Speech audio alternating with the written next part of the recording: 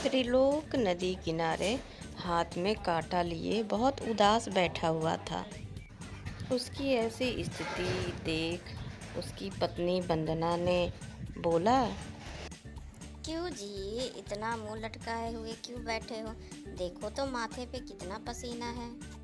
मैं आपके लिए पानी लाती हूँ। पानी कहाँ गले से उतरेगा भाग्यवान। 4 दिन से एक भी मछली नहीं फंसी।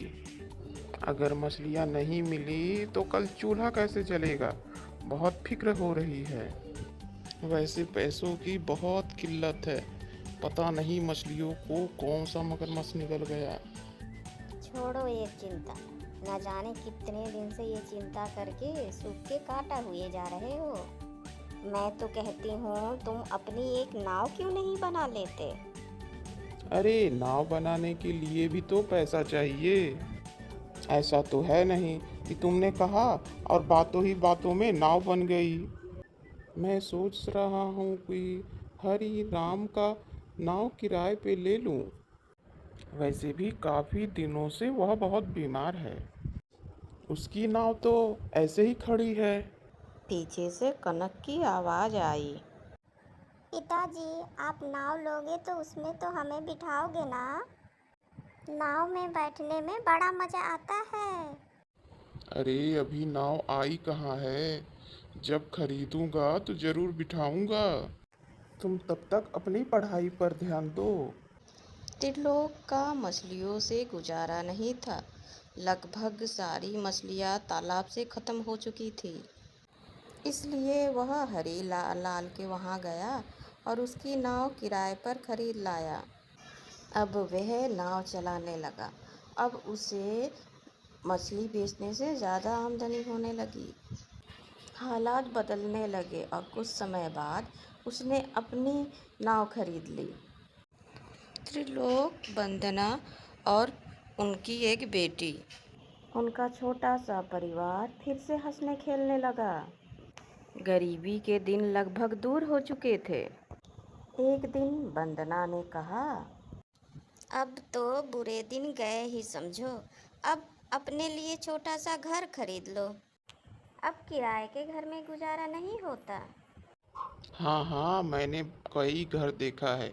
बस सही से कहीं जुगाड़ बैठ जाए तो अपना भी घर हो ही जाएगा। अरे भगवान भला करे हरि राम के नाव का, जिसने हमारी नैया पार लगा दी। नहीं तो मैं केवल मछलियां ही पकड़ते रह गया होता। लेकिन त्रिलोक की यह सफलता दूसरे मल्लाह नंदू को पसंद नहीं आ रही थी। अब तक नंदू का काम अच्छा चल रहा था, लेकिन जब से त्रिलोक ने 2 नाव खरीद ली, तब से उसका तो जैसे काम ही चौपट हो गया। नंदू ने योजना बनाई। हैं, क्यों ना चुपके से त्रिलोक के नाव में सुराख कर दूं। ना रहेगा बांस और ना बजेगी बांसुरी। कोई मुझ पर शक भी नहीं करेगा। मौका मिलते ही नंदू ने त्रिलोक के नाव से एक पेच खोलकर फेंक दिया। फिर क्या था, सुराख से पानी नाव के अंदर आने लगा। त्रिलोक चिल्लाने लगा। अरे ये क्या हो रहा है। नाव में पानी कैसे भरता जा रहा है। ऐसे तो नाव डूब ही जाएगी। उसने पता लगाने की बहुत कोशिश करी कि पानी कहाँ से आ रहा है, लेकिन भरी हुई नाव में उसे कुछ भी पता नहीं चला। वह रोता हुआ चिल्ला रहा था। अरे कोई बचाओ। अरे कोई बचाओ। मेरे नाव में पानी भरता जा रहा है। हे प्रभु, हे प्रभु, लगता है आपका बुलावा आ गया है। वंदना, मैं अब नहीं बचूंगा।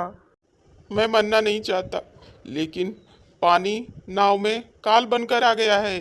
वंदना, ओ वंदना, अपना और हमारी बच्ची का ख्याल रखना। नाव में ऊपर तक पानी आते ही नाव डूब गई। त्रिलोक डूब गया। उसने बहुत ही हाथ पैर मारे, लेकिन कोई भी उपाय उसके काम नहीं आया और वह डूब गया। नाव में दूर बैठा हुआ नंदू यह सब देख रहा था। जैसे ही उसे लगा नाव डूब गई, वह शोर मचाते हुए किनारे पर आ गया। भाभी भाभी, त्रिलोक डूब गया, वह मर गया। मेरी लाख कोशिशों के बावजूद भी मैं उसे बचा नहीं पाया भाभी। यह सुनते ही वंदना के पैरों तले से जमीन खिसक गई। वंदना नदी की तरफ दौड़ी, लेकिन कुछ लोगों ने उसे पकड़ लिया। मुझे जाने दो, मुझे भी उनके पास जाना है।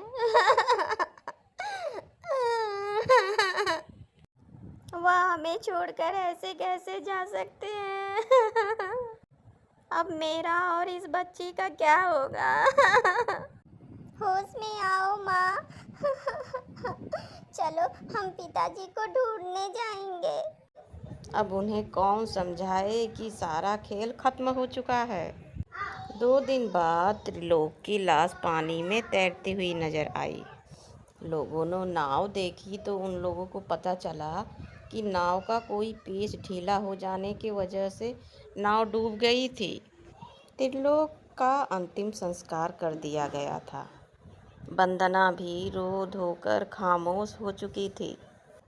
अब उसे बस अपनी बेटी की चिंता थी।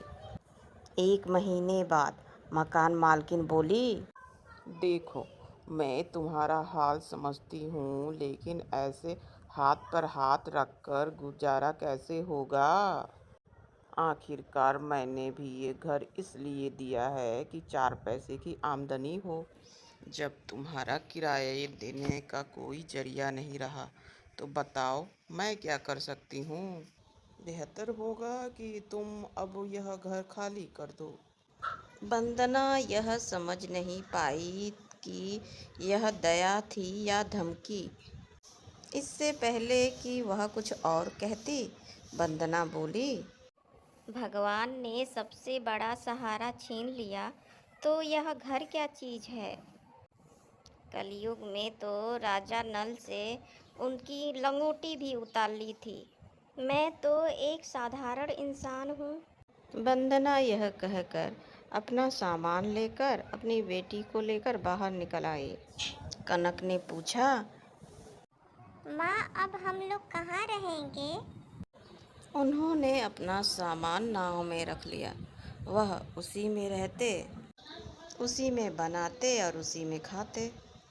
वंदना ने दूसरी वाली नाव ठीक करा ली। वंदना अब उसी से सवारी ले जाने लगी, जिससे उनका गुजारा चलने लगा। एक दिन कनक ने बोला, माँ, आखिर कब तक हम इस नाव में रहेंगे?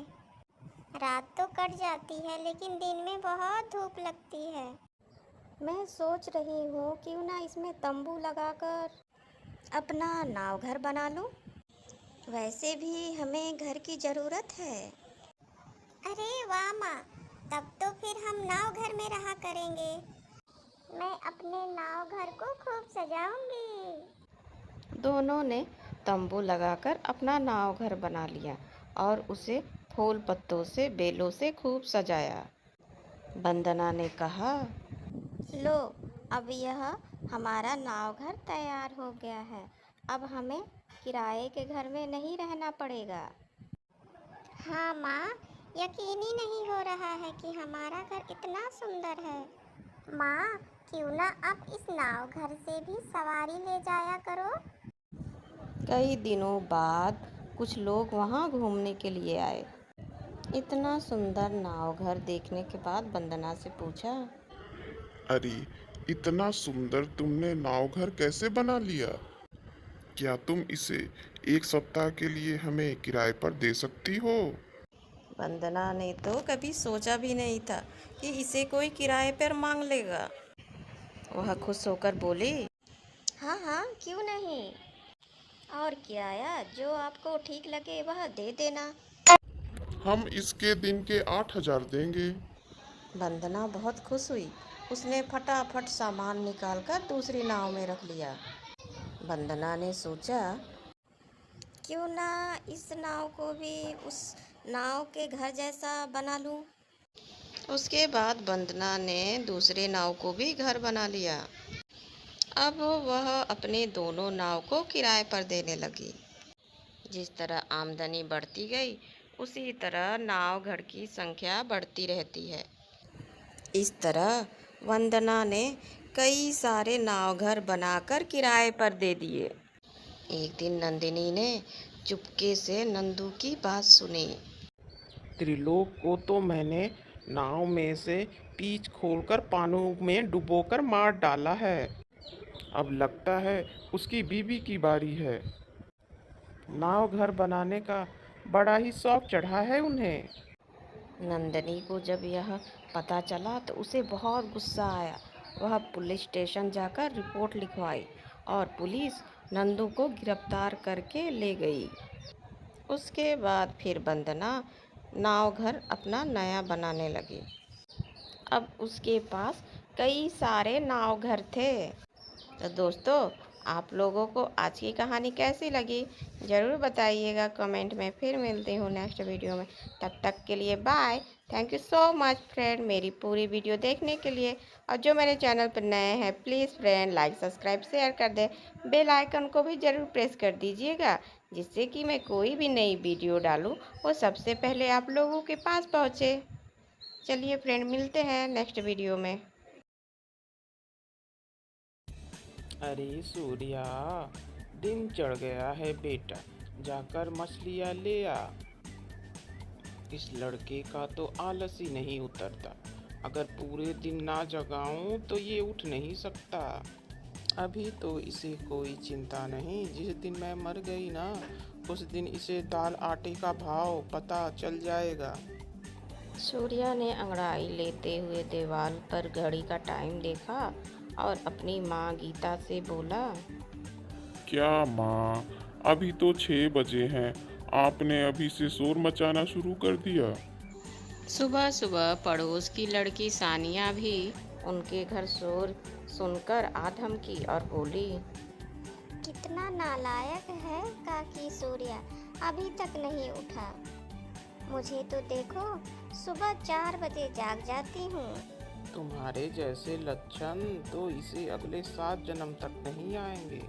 इसे तो देख, जगाए नहीं जगता। सूर्या, 7 बज गया, धूप खिल गया है बेटा। नदी का पानी गर्म हो जाएगा और पानी गर्म होते ही मछलियाँ मरने लगती हैं। माँ, बस भी करो, सुबह 7 बजते ही मछलियाँ नहीं मरती। लाता हूँ आपके लिए मछलियाँ, ये सुबह सुबह सानिया की बच्ची आ जाती है। सूर्या उठा और बड़बड़ाते हुए मछलियाँ पकड़।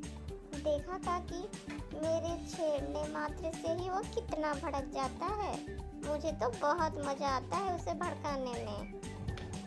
सूरज वहाँ पे मछलियाँ पकड़ने चला जाता है। सूरज मछलियाँ पकड़ के ला ही रहा था। रास्ते में देखा पड़ोस के अम्मा के हाथ से उनकी सब्जियों की टोकरी गिर गई है। सूरज अपनी मछलियों की टोकरी रखकर सब्जियां उठाते हुए बोला। अम्मा रुको, मैं देता हूँ तुमको टोकरी उठाकर। छोड़ मेरी टोकरी को, मैं खुद ही उठा लूँगी। इन मछलियों के हाथों से तू मेरी सब्जियों को हाथ भी मत लगाना। यह सुनकर सूर्या अपना सा मुंह हो गया और वह घर आ गया। उसका उतरा हुआ मुंह देखकर गीता ने पूछा। क्या हुआ सूर्या, मछलियाँ नहीं मिली क्या? मुंह क्यों उतरा हुआ है तेरा? क्या बताऊँ माँ, मछलियाँ तो मिल ही जाती हैं, लेकिन इन मछलियों के चक्कर में अपना आत्मसम्मान कहीं खो जाता है। माँ, बस्तिया में सब लोग मछलियाँ खाते हैं, लेकिन फिर भी उन सबको हम लोगों से घिन आती है। आज अम्मा के गिरे हुए सब्जियों को हाथ लगाने लगा तो उन्होंने मुझसे कहा कि मेरी सब्जियों को हाथ लगाने की जरूरत नहीं है। माँ, क्या मछलियाँ पकड़ने और बेचने से हम लोग गंदे हो जाते हैं? यहाँ सबके बारे में जानती हूँ कि कौन मांस मछली खाता है। किसी की बात दिल पे लगाने की जरूरत नहीं है। सब के सब मांसाहारी हैं। जब तेरे पिताजी मरे थे तो इन मछलियों को बेच के ही रोटी मिली थी। पड़ोसी ही लेकर गए थे। उनकी बातों को अपने दिमाग से निकाल और काम पे ध्यान दे। चल उठा मछली की टोकरी और चल मेरे साथ बाजार। कभी कभी अगर उनकी मछलियाँ बच जाती थी तो वह संजना के घर दे देते या फिश करी बनाकर खा लेते थे। अपने माँ से सूर्या ने भी बहुत अच्छी फिश करी बनानी सीख ली थी। समय गुजरता गया। एक बार गीता बहुत बीमार पड़ गई। डॉक्टर बोला गीता की लीवर खराब हो गई है और उसकी इलाज शुरू हो गई। एक दिन वह सरकारी अस्पताल में जिंदगी की जंग हार गई। वो सूर्या को रोते बिलखते इस दुनिया से छोड़कर चली गई। संजना ऐसे समय में सूर्या की हिम्मत बनी रही। इस समय उसे सहारे की बहुत ज़रूरत थी। संजना, पिताजी का तो मैंने चेहरा ही नहीं देखा। जब से दुनिया में आया हूँ माँ को ही देखा है और आज माँ भी छोड़कर मुझे चली गई। अब तो मैं अनाथ हूँ। मेरा इस दुनिया में कोई नहीं है। माँ की डांट खाए बिना अब मेरी आँख कैसे खुलेगी। माँ की कमी से बहुत तकलीफ हो रही है संजना, बहुत तकलीफ हो रही है। माँ की कमी को कोई पूरा नहीं कर सकता है सूर्या। तुम्हें लेकिन अपने आप को संभालना होगा। देखो तो तुमने अपनी क्या हालत बना ली है।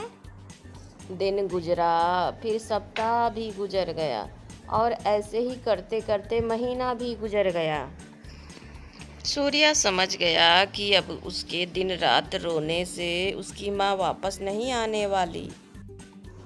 हिम्मत तो टूट ही चुकी थी, लेकिन जिंदा तो रहना ही था और जिंदा रहने के लिए काम भी तो जरूरी ही था।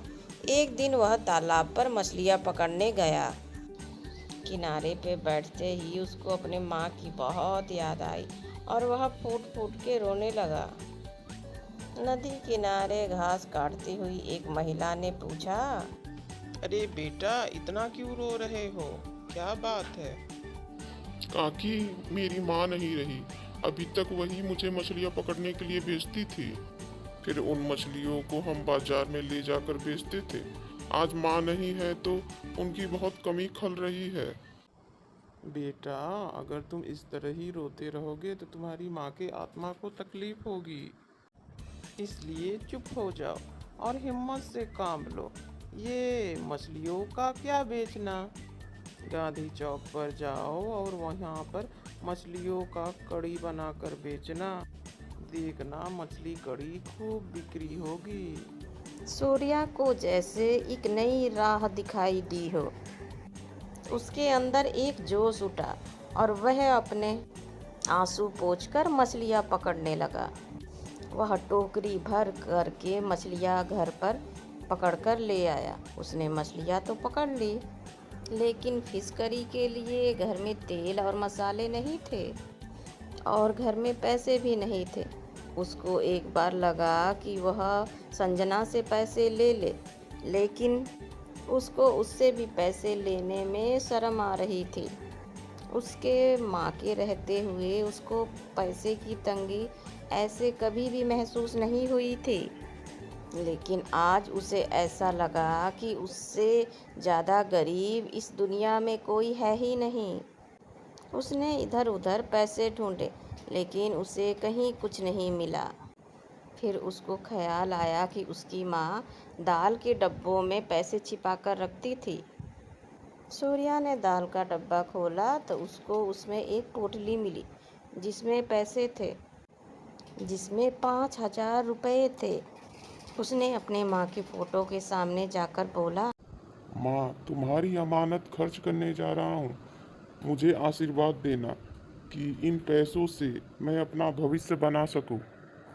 सूर्या उन पैसों से एक बड़ा पतीला और तेल, नमक, मिर्च, मसाले खरीद लाए।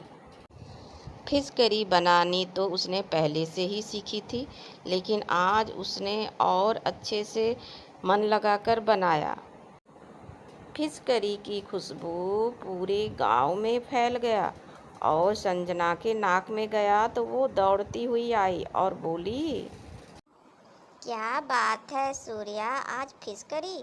जानते हो पूरी बस्ती महक उठी है।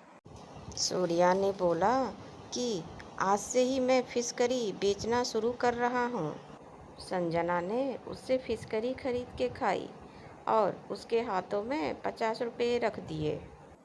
ये लो 50 रुपए और मेरे से ही बोहनी करो।